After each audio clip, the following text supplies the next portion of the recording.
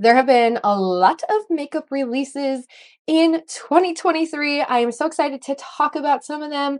I am excited to do the makeup releases tag.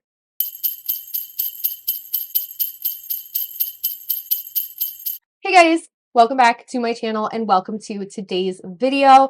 We are doing the new makeup releases tag. This is a makeup releases tag that was started by Angelica Nyqvist and Samantha March.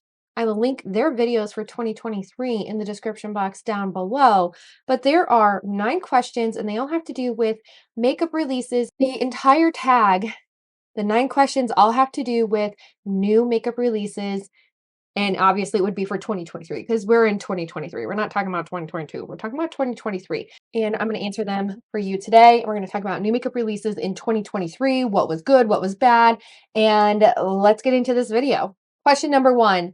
What mainstream release lived up to the hype the most this year? There were actually a lot of new releases that I tried in 2023. And I definitely have to say there were a couple of mainstream makeup releases from mainstream brands that really stuck out to me.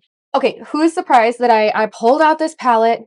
It's the Natasha Denona I Need a Nude palette. I haven't filmed my best of makeup yet. One of the most hyped releases of the year was the Natasha Denona I Need a Nude palette. This is a 15 shade eyeshadow palette and it is matte and it is like foily shimmer shades. I'm actually wearing it today and this is a cool tone lover's dream. If you love cool toned makeup, if you love neutrals, this is like your chef's kiss palette. This is absolutely stunning. It comes with cooler tone brown matte shades. It has some absolutely I don't even know how to explain the foil shades in this, but they look wet. They look wet. They look absolutely stunning. Like if you can see on the eye here, they're just wet looking. Every single foily metallic-y shade, they're wet foils. They look wet on the eye. My eye looks like it's just kind of fresh and it doesn't look crusty and it doesn't settle into any of the lines and the wrinkles that are on my lids. And they're such a beautiful, wet looking formula. You can't go wrong when you purchase a Natasha Denona eyeshadow palette. I have quite a few Natasha Denona eyeshadow palettes. I should do a palette ranking video of Natasha Denona palettes. But I have a lot of Natasha Denona palettes that are in my collection, and this is the one that I keep reaching for, Ever since it was released, I can't stop reaching for this. This has been my go-to palette, my everyday palette. If you like one and done eyeshadow looks are really easy, simple eyeshadow looks that can transition from day to night, this eyeshadow palette is absolutely stunning. I definitely think that this was a knockout of the park, amazing release from 2023, and it definitely lived up to the hype. I absolutely love this eyeshadow palette. It is so good. It's gotten so much use out of it. It does retail for $69, so it does have a little bit of a price tag to it. It's a little expensive. Expensive a little bit. Like with the Natasha Denona formula, you aren't digging your fingers into this eyeshadow palette. You're just, a very light hand and you get a lot of pigmentation with these shadows. So they're really pigmented, really easy to put on the eye, and you're not using a lot of the product. So really you're paying $69. But to me, this eyeshadow palette is going to last you a really long time just because of how pigmented it is. It's really blendable and you're not really thickening and laying it on really thick on your face. You're not doing that. It's what indie release lived up to the hype this year. Do I have to say it? If this is your first time watching, definitely hit that subscribe button and you'll see more content from me using one of the best indie releases of 2023, which was the Singe Beauty 5-piece eyeshadow brush set. This was a brand started by YouTuber Angelica Nyqvist, and she initially released these 5 eye brushes in March of 2023. She actually just released 2 new eye brushes and a 7-piece face brush set, as well as a sponge and a powder puff. So she actually has added to her collection. She's added to her website, and those are available actually right now. You can buy them on singebeauty.com. Now, the 5-piece brush set, when it was released in March of 2023, I purchased 1 set of it, and I couldn't put it down. I could not put down the 5-piece brush set when I first picked it up. So to give you a little background on these brushes, they are vegan brushes, so the bristles are synthetic. and they're not real bristles. The handles are wood and they're just such a like look, this is the Singe Beauty orange color. When you look in a, you know, a cup holder of brushes, these are the first ones that I reach for because the color is so unique and different. Actually, I love this color because my nickname is Sunshine, and this is like sunshine yellow. It's like an orangey yellow. I bought these brushes out of my own pocket because I wanted to try a really good eye brush set. I am super picky about my eye brushes. I need them to be able to create detailed looks, but also do more like effortless looks as well. And when I was hearing Angelica Nyqvist just like talk about these brushes, I was like, those could be the ones for me. I decided to support Angie, pick them up, and I did. I loved them so much that I actually bought a second pair of brushes. Yes, I have 2. I have 2 of these brushes. One of them I actually keep in my travel pouch that I take with me when I go on vacation. So, like, I was just in Las Vegas where I got to see Angie and Samantha, actually, who were the creators of this tag, and I got to see Angie, but I have a travel brush set, and then I also have a brush set that sits on my desk. That way, when I'm washing one set, I still have another set that I can use because these have become my go-to brushes ever since I received them in March when they released.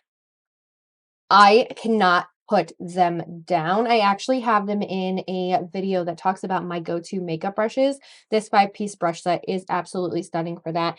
The reason why I love it so much is because every single brush does something specific for me and for my makeup routine. So we have here the EO3. This is a very fluffy brush. I love using this one for the crease.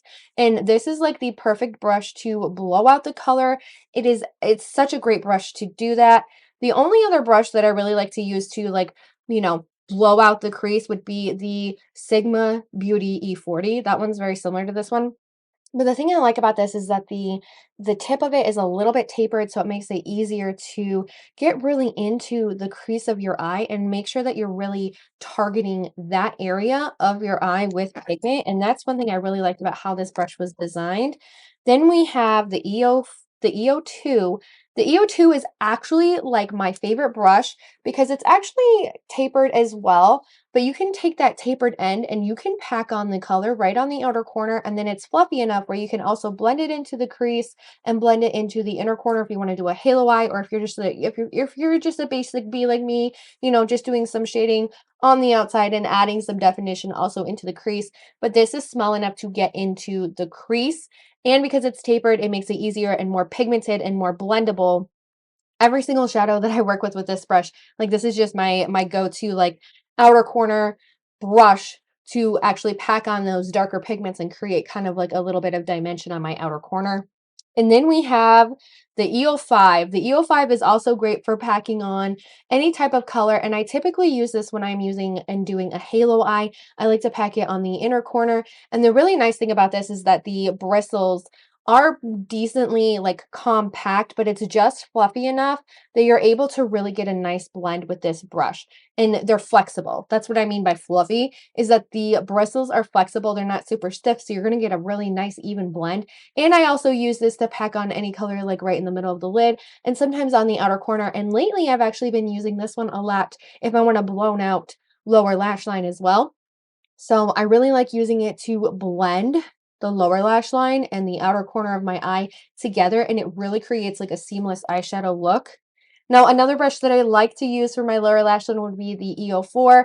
This one is flat, and you can actually tap things on with the flat side, or you can use the fluffy part right here and you can actually shade the lower lash line as well. I love actually using this for the inner portion of my lower lash line because it is a smaller brush and it is a flat brush. But the really nice thing about this brush, and actually with all these brushes, is that they are not scratchy for being synthetic. And if you know, you know. Some synthetic brushes are like super scratchy, especially when you're doing the under eye. I've actually used brushes like that before on my under eye, and they literally scratched my under eye. And these brushes don't do that. And then my all-time favorite brush for packing on those absolutely stunning inner corner highlights would have to be the EO1 from Singe. And this one is actually tapered as well. And it also makes it just really easy to be able to really pack on any kind of like foily shade into your inner corner. Now I've seen this used on the lower lash line as well, but I honestly love putting it in the inner corner and then maybe just a little bit on my lower lash line, or if I'm packing on like a metallic color or like a highlight shade, if I'm packing on some sort of like metallic shade, the bristles are dense enough to pick up a glittery, metallic-y type of formula. Sometimes I do have to wet down the brush and other times I don't. It really just depends on the eyeshadow formula that I'm working with, but this is like one of the best brushes to do such a pigmented, like if you love glitter, I love metallic shades, and this is like my brush for applying those types of pigments. Like it's just so good. I truly believe I've been saying this all year, the Singe Beauty release was one of the best. It was the best indie release of 2023. All right, number 3. Which releases, plural, did not live up to the hype? Okay, guys, well, we got a couple here that I could definitely say just did not live up to the hype. I had a whole Foundation Friday, like, playlist going during the summer. I did a foundation video every single Friday, or nearly every single Friday, on my channel, trying to find like the perfect skin tint, trying to find the perfect foundation for summer because I'm a mom on the go. I needed something easy to apply and also had a little bit of coverage, but it wasn't like melting off my face because we were dealing with like 90-degree heat this summer. So there were a lot of new makeup releases that really just didn't live up to the hype. One of them is actually the Too Faced Born This Way Healthy Glow Tinted Serum with SPF of 30. Tried that one. It was a new release in 2023. It was horrible. It was horrible. It peeled off my face. I tried applying it with my hands, with a brush, with a sponge, with one of these like powder puff things. Excuse me, that's really dirty. But I applied that foundation so many different ways with so many different techniques with a base that would work with it, with my go-to OG base, the Power Gripping Primer from e.l.f. I tried that one. I just tried an SPF. I tried it on its own with just some moisturizer underneath as my prep. And every single time that I tried that foundation, it just didn't work. And it always peeled or it separated. It doesn't work with my skin. If it works for yours, congratulations, because I've read the reviews. The other one that definitely didn't live up to the hype this year would have to be the Fenty Beauty Eavesdrop Blurring Skin Tint Stick from Fenty Beauty. I also did a Foundation Friday on this one.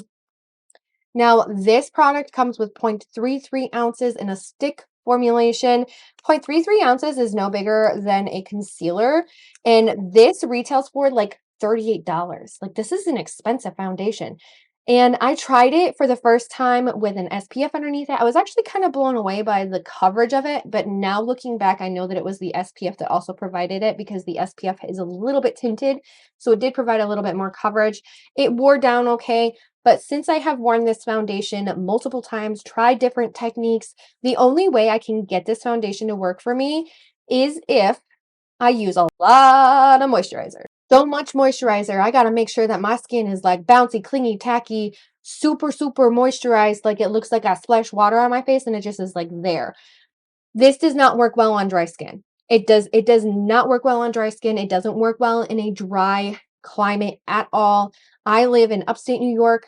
It is during the summer, it was normal humidity. It wasn't super, super moist outside, but it was like more normal weather conditions. There were days where it was a lot hotter out, so it was drier and it melted off my face. It just didn't work. There were times I would go and I would be out in public wearing this foundation and it literally just was like cake city all over my face. It was separating like crazy.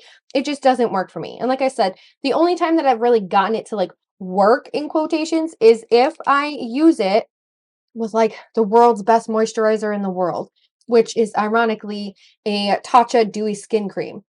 That's the only way I can get this to work. And then setting it down with powder right away after applying this foundation.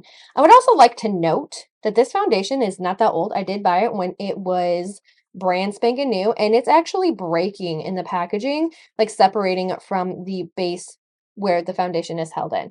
So not only do you not get a lot of product, but this isn't even 6 months old and something's going wrong with it already. Paid a lot of money for it. I'm trying to use it up because I can't return it, but that's one of the worst releases of 2023. All right, question number 4. What is the biggest curveball? Oh gosh, I was reading this and I was like, everybody's going to be talking about it, everybody who does this tag, but it really was a huge curveball in 2023, and it was the lipstick bullets. And I don't even remember what brand did it, and I'll post a picture up here because obviously I didn't buy it. And I actually saw that Robert Welsh tried these little lipstick bullets, and he was joking around like, your lipstick is in, you know, this form, like this kind of packaging. It's 2023, get with the program. And it was hilarious. Ironically, the actual product looked really pretty, like, on him, and I was like, "Oh, those are actually, like, they look pretty," but I'm not spending that type of money on something that has male genitalia. That was a huge curveball of 2023, seeing male genitalia as packaging. Are we shopping at Spencer's? Like, are we shopping at Show World? Like, what's going on here? Like, what's going on? What was the biggest letdown or snooze fest of the year? As we know, every year Anastasia Beverly Hills does release like a holiday palette, and honestly, I had to bring this one up. And this one is the Fall Romance palette from Anastasia Beverly Hills. I feel like this was the biggest letdown of the year. The color story, okay, yeah, it looks pretty, right? But the problem with this is you only have one shade that you can use as a transition shade on your eyelid, and the rest of these are super, super dark. Some of the formulations in here are those like micro glittery formulations where they have micro glitters in the eyeshadow, and they are patchy, they are hard to blend out, and they scratch your eye. I found that with a couple of the formulations in here. The foils are really pretty, actually. I find that they're gorgeous. The only one that I don't like is the one called Divine. It's like, I don't even know how to explain this, but this one is rough in pan. It's almost like a hybrid shade where it's almost matte, but not quite. It doesn't have glitter particles in it, but it is almost like a satin. And I never really liked this shade. I always found that it was really hard to get on my lid. It was hard to blend out, even with a brush, even when I was applying it with my finger. It just doesn't work as a shade. Like, the color is pretty, but the actual formulation is absolutely horrible. The rest of the foils in here, they're really beautiful. Like, it does have a really nice duochrome. We've actually seen this duochrome in the Subculture palette before, and it is really pretty. I find that the Subculture shade was actually a little bit prettier and a little bit more pigmented than this one, but it is pretty. And then we have Fireside, which this one's actually really pretty. I do like this one. The foil shades in here are really beautiful. They're pigmented, they're creamy, they're exactly what we expect from Anastasia, but a lot of the matte shades in here, like the darker red tones and the purpley tones, they were scratchy on the eye. They didn't work very well, especially on somebody who is very fair toned. This just didn't work for me, and it was like the biggest letdown of 2023. It's pretty. I pair it with my Anastasia Modern Renaissance palette, and it makes it a little bit more wearable because the Modern Renaissance has those like shades that I can use for like transition shades, and then this one has the depth that the Modern Renaissance did not have. So they're good like partner palettes, but on its own, this is the biggest letdown of 2023. I didn't like it at all. I still don't like it. What was the unsung hero of 2023? Nobody talked about this one. Everybody was talking about the serum formulation of it, but nobody actually talked about the Super Matte 2-in-1 full coverage from the Makeup Revolution Relove line. Nobody talked about this. This was my unsung hero of 2023. This came out, I want to say, right at the beginning of 2023. I tried it, and I was like, this is a $5 foundation, and it literally reminds me of high-end foundations. Then I took it a step further, and I found the duped video. In that duped video, definitely go check it out because I do a comparison between one side and the other, and like, definitely go check out that duped video, but I compared it to the Estee Lauder Double Wear foundation, and I mean, can you guys see here? So this was an unsung hero of 2023. I love this foundation. It is my favorite foundation. It is my go-to foundation because it is full coverage. It is a skin-like finish, and it wears all day long. Like, it's just so good. So the official name of it is the Super Matte 2-in-1 Foundation and Concealer Full Coverage. And it is. It's super full coverage, but it doesn't look cakey. It wears down really nicely throughout the day. It doesn't separate on my face.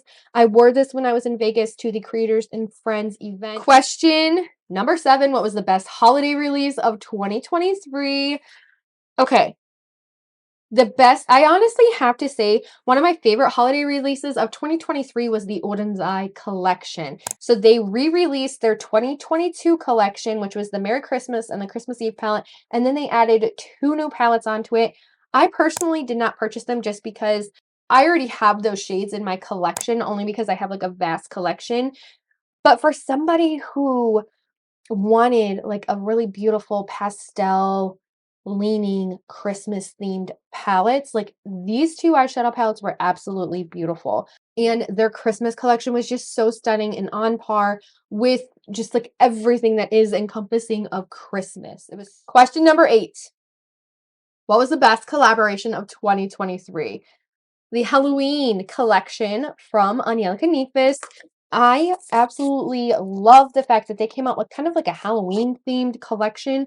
And actually, the sleeves or the palettes, I can't remember which one. One of my friends actually has this collection as well. And she discovered that it glows in the dark. I'm like, oh, that's so cool. We have the Halloween collection. This is the purple version. It's the Little Ghost palette from Angelica Nyqvist. She did do a collaboration with Ordensai a couple of years ago. It was Hella, and then they decided to kind of continue the theme and create Halloween. This is the goddess Hela, and she's actually like half like skeletal in this one. I can't remember if she is in the original one, but this was such an awesome collaboration. So Little Ghost is mostly purples with a touch of like red and orange in the bottom, and you have some blues as well. But like purples are very easy to turn neutral, in my opinion. I think they're very easy to turn neutral, and they're fun to play with.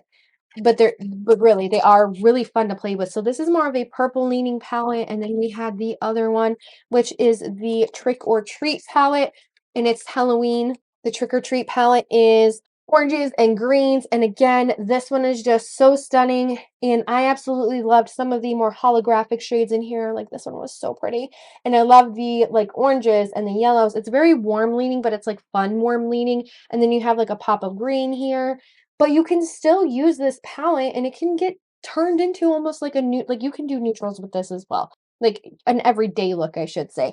Now, Angelica is known for her color. She's known for her color usage, and she's very talented with colorful eyeshadow looks. And these are like stunning, amazing palettes, and they are my favorite of 2023. Question number 9. What are your predictions for releases during the next year? You might want to go refill your coffee. Go refill your coffee because I have a lot of predictions. I actually have a predictions video that I am working on. But if you didn't know, one of the things that was released is that the Pound Town color of the year is called Peach Fuzz. And I think that peach is going to be making a comeback specifically in cheek products. So this is like the Luminoso blush. I wouldn't be surprised if we saw a lot of brands trending on this type of color, like a peach cheek color, peach lip colors, and peach eyeshadow palettes. I would not be surprised if we saw this in 2024. Oh my gosh, I almost said 2023. I wouldn't be surprised if we saw like just a continuing peach theme in 2024. I also have a feeling that like contoured makeup is making a comeback because we've had so many releases in cream bronzer product. I would not be surprised if we see kind of a rendition of like the full on contour, but it's not exactly a full-on contour. Maybe it's more like a reverse contour. And those are the two big ones that stood out to me. So guys, there you have it. My answers to the new makeup releases tag by Angelica Nyqvist and Samantha March.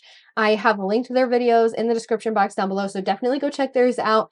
I hope you guys consider subscribing to this video before you go, liking it, leave me a comment down below what some of your favorite releases were of 2023, and I hope I get to see you in my next video. Bye!